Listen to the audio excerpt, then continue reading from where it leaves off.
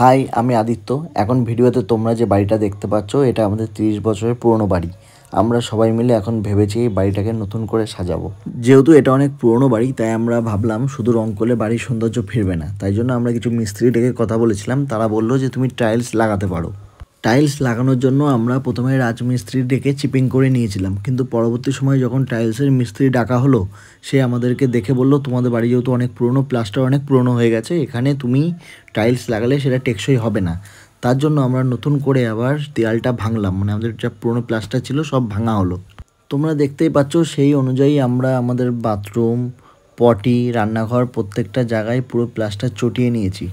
তারপর ভালো করে প্লাস্টার করে নতুন করে টাইলস বসানো হবে, যাতে টাইলস অনেক দিন বেশি টেকসই হয়। এর সাথে আমরা আরও একটা কাজ করেছি, সেটা হলো কারেন্টের কাজ। আমাদের যেহেতু পুরনো বাড়ি ছিল তাই কারেন্টের তারগুলো সব বাইরে ছিল, তা আমরা কারেন্টের মিস্ত্রিকে ডেকেছিলাম। সে আমাদের বলল যে যদি কনসিলিং লাইন করানো হয়, ভেতর দিক দিয়ে তার যাবে, সেক্ষেত্রে ঘরগুলো দেখতে আরও সুন্দর লাগবে। এখন যে জায়গাটা তোমরা দেখতে পাচ্ছ এটা আমাদের বারান্দা। আমাদের বারান্দা অনেকটা বড় ছিল, সেই কারণে আমরা পুরনো প্যানবাটির পাশাপাশি নতুন করে কোমোড করানোর জন্য এই জায়গাটা বেছেছি। আমাদের এই সাইডে যেহেতু কাজ হচ্ছে তাই সব কারেন্টের লাইন বন্ধ করে দিয়েছে, তাই জন্য ভিডিওতে জানি না তোমরা কতটা ভালোভাবে বুঝতে পারছো।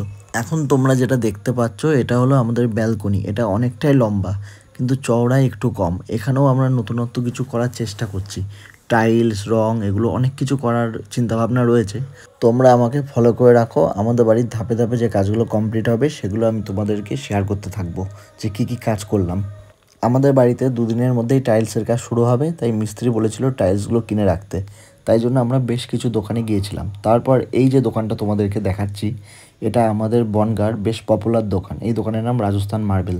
আমরা প্রথমবার টাইলস লাগাচ্ছি। আমার মায়ের কোনো অভিজ্ঞতা ছিল না টাইলসের ব্যাপারে, তাই আমরা এই দাদার কাছে জিজ্ঞেস করছিলাম যে কিভাবে, কোথায়, কোনটা লাগাবো, কত ফুট কভার করবে সেগুলো বলার জন্য।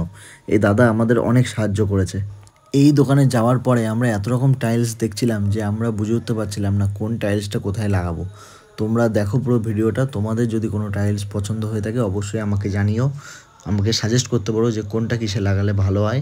আমাদের টয়লেট, বাথরুম আর রান্নাঘর তিনটে টোটাল টাইল লাগানো হবে, আর সাথে কোমোড, টোটাল 4টে। এ বাদেও তোমাদেরকে বলতেই ভুলে গেছিলাম, বারান্দার একটা পোর্শনেও আমরা টাইলসের কাজ করাতে চাই। তো টোটাল 5 রকম টাইলস। কোন টাইলসটা কোথায় লাগালে ভালো হয় তোমরা সাজেশান দিতে পারো।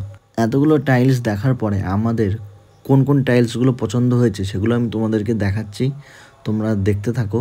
আর কোনটা কোথায় লাগাবো সেটা কাজ কমপ্লিট হলে আমি অবশ্যই শেয়ার করব।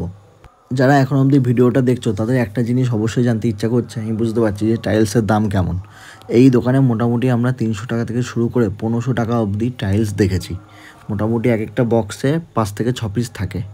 এগুলো তো তোমাদেরকে আমি ওয়াল টাইলস দেখালাম এতক্ষণ। এর সাথে সাথে আমরা ফ্লোরেও টাইলস লাগাবো।